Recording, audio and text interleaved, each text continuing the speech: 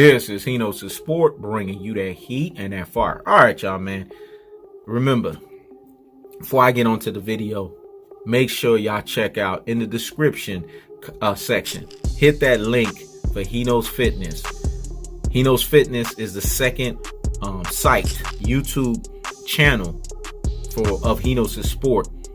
This channel right here is going to help you guys reach quick and effective workouts during a time as global and social distancing that's going to yield fast and lasting results. Let me say it again. Quick and effective workouts during this time of global and social distancing that's going to yield fast and lasting results. Hit that link, go to the channel, subscribe, comment, like, and share. These workouts are done for anybody at any fitness level. Very imperative in a time such as this to keep your immune system high, keep yourself healthy, keep yourself sweating, and making sure that you get a good heart rate up. Very pivotal for your health. Now let's get on to the video. Danny Garcia, man, go sit down somewhere and what? Higgity hush. Let me say it again. Go sit down somewhere and what? Higgity hush. He's the one that's doing this commotion with this nonsense that the WBC is ordering supposedly. Listen, WBC ain't come out and said nothing.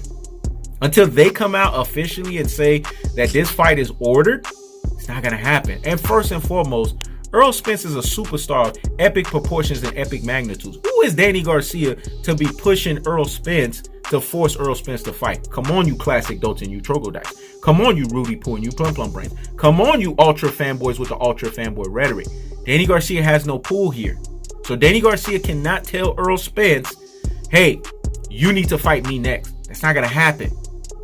Spence has the opportunity because he's the most decorated welterweight in the division. He's the IBF and the new WBC welterweight champion. Let me say it again. He's the IBF and the new WBC welterweight champion, for him to make the decisions that's going to be befitting of him. This guy just got out of a car crash last year. So he needs to come back and show us that he's clicking on all cylinders. What does that mean? What does that look like from a boxing standpoint? It means that Errol Spence does not have to sit here and succumb to a Danny Garcia that has to wait his rabbit ass in the back of the damn line. Do you have a belt, Danny Garcia? Do you have a belt? Do you have something of credibility that Errol Spence can obtain in order for him to say, I'm going to fight you next? WBC can mandate it all in one. But you heard Mauricio Solomon say that previously it was okay if Errol Spence decides to honor either the WBC or the IBF mandatory rules. He opened it out there. He said it at that time. So what are you classic dotes and you troglodytes, Rudy Poo and plum brains, ultra fanboys with the ultra fanboy rhetoric trying to say right now? This is people, i.e. YouTubers, that's just trying to create some stuff that's not really there. At that time, when Errol Spence was cleared and the WBC president, Mauricio Solomon, came out, he said that Errol Spence has earned the right. Let me say it again, because this needs to marinate in the corpus callosum and in the cerebellum. Hear me and hear me well. Errol Spence has earned the right to choose his next opponent because we understand the severity of what he got out of. So he has the right, if he wants to honor his IBF mandatory rules, he can go ahead and execute that first. And then we will allow him the time to come in and then honor the WBC mandatory rules. WBC President Mauricio Solomon said that immediately after he got the clearance that Errol Spence can continue his boxing career. That's what he said. So when did all of a sudden this change? See, it changed because of reverse bias, aka detractors, aka panders. Let me say it again. It changed because of reverse bias, aka detractors, aka panders. So y'all need HeKnowsFitness Sport out here in these boxing streets, dog. Because you need somebody that's going to keep the foot on the what? On the necks. That's going to keep the foot on the what? On the necks. We got to keep the foot on the damn necks here, man.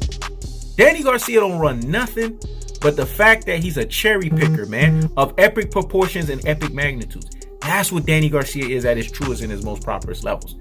Danny Garcia has lost in the big stage. When he fought against Keith Thurman, he showed you he came up too short. When he fought against Sean Porter, he showed you he came up too short. Errol Spence fought Sean Porter, beat the guy 9-3 by HeKnowsFitness estimation. At worst, 8-4. Ain't that what Bob Arum said? Let me say again. At worst, 8-4. Ain't that what Bob Arum said? He outbrawled the brawler. Spence has the most definitive and best win on Sean Porter than any welterweight in the damn division, and that's including Danny Garcia. Danny Garcia, your last opponent was Ivan Redkach.